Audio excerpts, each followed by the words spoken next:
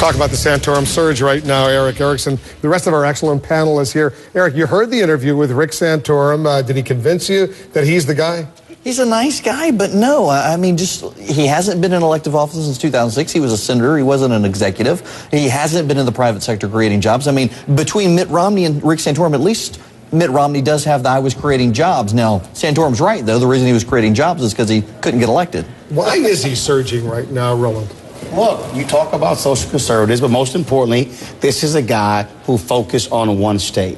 He wasn't trying to go around to 4, 5, 6 different states. He was all about boots on the ground. He's obviously been targeting social conservatives, but he did it the old-fashioned way. From day one, he said, it's Iowa or bust. And it's paying off. Because he certainly, Gloria, didn't have a whole lot of money, and it's fascinating, as you point out. I'm not sure he does either. Yeah, he doesn't have a whole lot of money right now, but he might if he does well in Iowa. All of a sudden, that money could appear. But 41%, according to the Des Moines Register poll, say people are still persuadable. They might change their minds going into the caucuses. That's right. You know, as I was saying with Aaron earlier, this isn't like you go into a booth and you just pull a lever and you say, okay, fine. You actually listen to people talk about their candidates. The important thing about organization is that Rick Santorum, if he has a good organization, will have people speaking on his behalf at these caucuses, and it could make a difference. Another important thing for him is those endorsements of 2 leading evangelicals. There's no single evangelical candidate,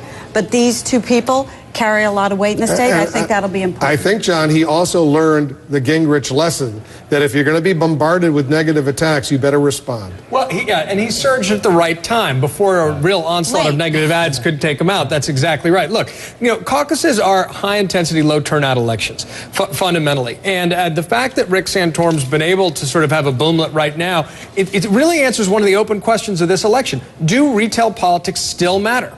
Because for a long time, we saw candidates surging in the polls in Iowa who weren't putting in the time that Rick Santorum had with 99 counties. The debates dominated this election, and once the debates ended, Iowa went back to its traditional DNA with a few caveats. But I'd add one other point to Senator Santorum. Having been out to Iowa several times to watch him campaign, it'll be interesting to see if he can sustain this, because as you noted in the interview, he has a political history. Rick Perry's already attacking him now for earmarks, saying, no, you're just another politician. But look at the candidates who have risen. Ron Paul, Herman Cain before him, now Rick Santorum, authenticity. The other guys are politicians, both Gingrich and Romney. You can call flip-floppers. You can take on things in their records. The candidates who seem to believe what they say, vote in what they're believing. Erick, Santorum has gained ground with people who think he's a credible, authentic candidate. I want you to listen to what Santorum said. Here, listen to this clip. With respect to the issue about, I get a kick out of this with Governor Romney. I mean, Newt said this at the debate. I mean, Governor Romney is not like he hasn't tried to be a career politician. He just hasn't been successful.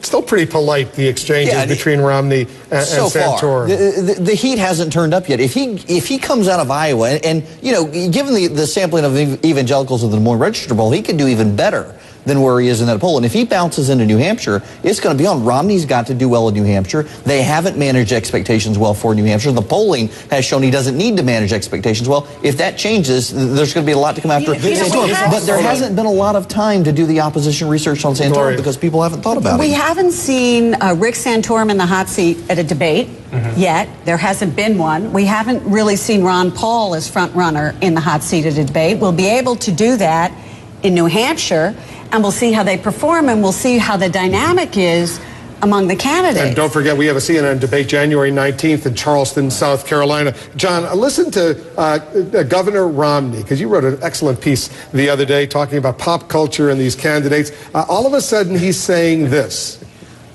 The gap between his promises and his performance is the largest I've seen, well, since the Kardashian wedding and the promise of till death do we part. He was talking about President Obama. Go ahead, John Avlon. Well, somewhere there's a joke writer who feels good about himself today. I mean, whenever Mitt Romney starts quoting pop culture, I do get a little suspect. Yes, run. Yeah, I mean, because the other day when I interviewed him, he was talking about I Love Lucy and Laurel and Hardy. That's right. That's right. No, he went straight back. I mean, please come to color television. Well, that's right. You know, his pop culture references seem to be black and white slapstick that was made before he was born, which was the point of the piece I was making. I was an old state. It could worked for him. But, you know, the most devastating line today when we were doing the live feeds and Newt Gingrich was lancing into Mitt Romney, really pushing back. He had a great line where he said, look, the person who will lie to you to become president will lie to you when he is president. And that's going to be one of the kind of onslaughts we're seeing. I mean, this desperate pushback to try to get Romney off his game. I get that, but Newt really should talk about lying. What a choice. If Romney wins or is a strong second to Ron Paul in Iowa, the Republican Party, the other candidates are going to face a huge choice. Yes. In an election in which you have a chance to beat a Democratic incumbent and you're going into Mitt Romney's strongest state, how nasty will the campaign get? How determined will you be to take him out? Or do you say, we needed to get him in Iowa, we didn't get him, we need to pull back? Well, that's John Huntsman's job. Right. He'll try and take Romney down there. John, guys, thanks very much. We'll talk about Huntsman